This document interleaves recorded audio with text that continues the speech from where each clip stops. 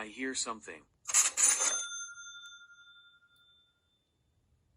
It's a clue. Oh, it's a clue. Wait, it's a clue? Where?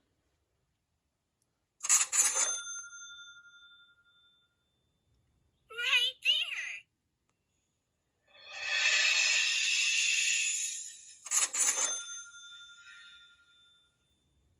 there. There's a clue on this cash register. We need our handy dandy. No. Notebook. Right. I'll go first.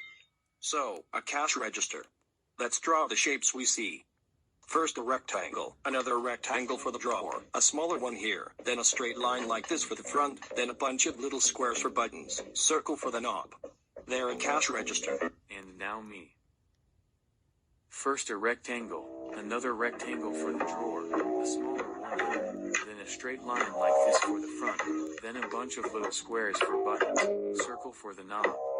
There, a cash register. So, our first clue is a cash register. So we'll probably want to search for shapes with a cash register. Good idea. But let's keep searching for clues, so we can know for sure. Shape searching time. Ooh. Come on.